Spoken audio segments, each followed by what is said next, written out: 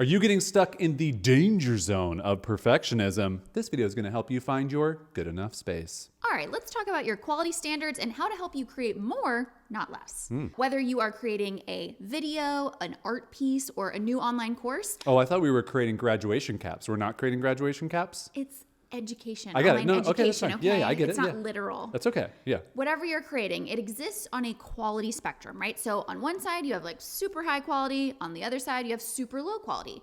And the question is, where does your thing land on this quality spectrum? Well, there are two danger zones. I'll be here all day, thank you. that you have to be careful of. On the super low quality side, if you don't reach a certain quality standard, you're going to lose customers, you're going to lose attention, right? Because someone's going to go, well, this isn't like meeting my expectations. Bad.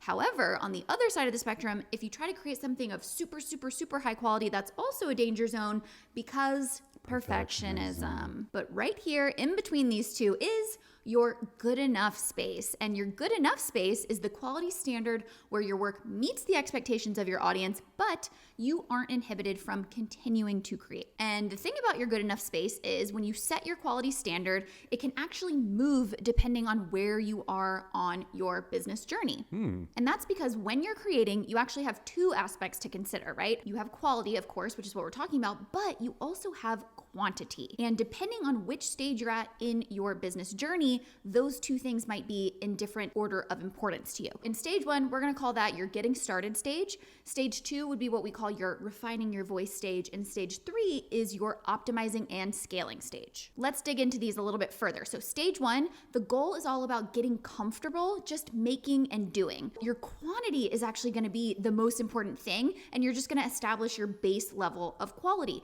And that's because you just want to get that muscle flexed of creating the thing. So in this example, let's just say you're trying to create YouTube videos. You want to create a lot of them in order to just get comfortable. But at some point, you move on to stage two. And that is where the goal is to, yes, keep creating, but also to raise the quality bar and to hone your skills. So that quality bar is going to get raised, which means that your quantity bar might actually go down. In our example, maybe you decide, okay, I really want to add more cinematography or create videos that I really, really love now instead of just trying to focus on quantity. And then finally, we move on to stage three, where the goal is to scale your consistency and quantity while also continuing to hone your skills. You're going to keep creating those videos that have that quality standard that you established in stage two, but now you're going to work on scaling that and optimizing it so you can raise that quantity bar back up again. So just to recap those three stages, stage one, you are focusing on quantity. Stage two, you're focusing on up-leveling that quality. And stage three, you're focusing on quality and quantity. And we love the way that YouTuber Ali Abdaal frames this, where stage one is your get going stage,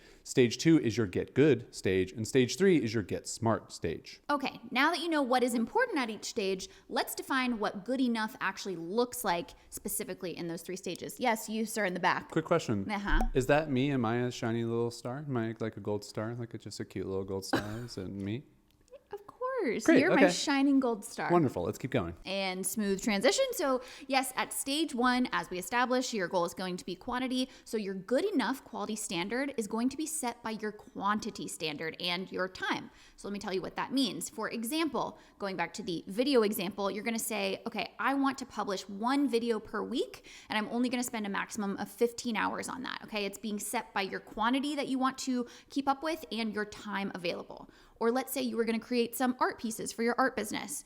I want to create one piece every single day, but I'm only going to work a maximum of 1 hour on it to just really start to establish my voice. What if I'm designing graduation caps? Again, if you are designing an online course, okay, I got it. You could say, I want to have 10 lessons and I want to spend a maximum of 4 hours per lesson.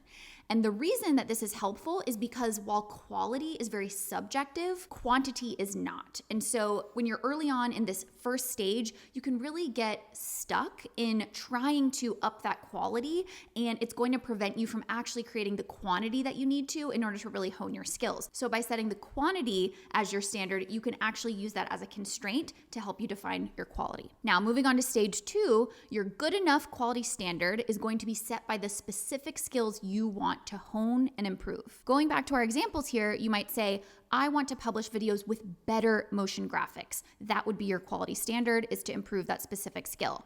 For art, I want to create art with more surprising compositions. That could be your focus.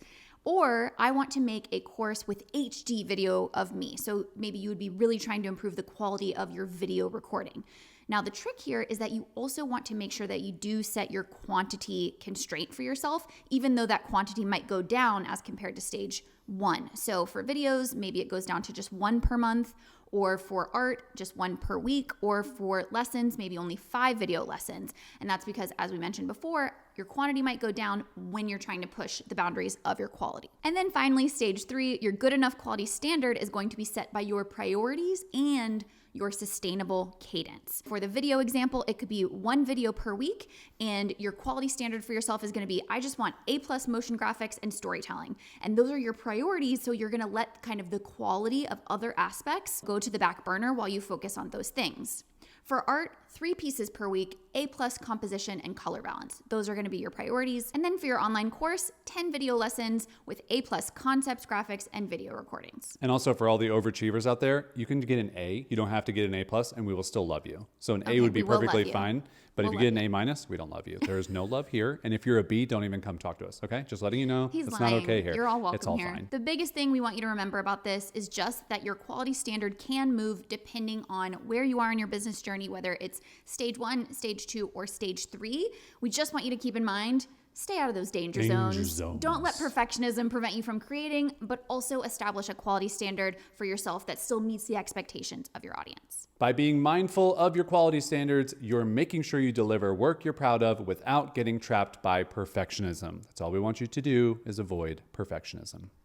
Thanks for watching our Calm Business Encyclopedia series, your A to Z guide for running a business that's predictable, profitable, and peaceful. If you want to find out how calm your business currently is, take our Calm Business quiz over at wanderingaimfully.com/score and get personalized ideas on how to reduce the chaos, stop scrambling for income, and end the cycle of burnout once and for all. Calm Biz Quiz.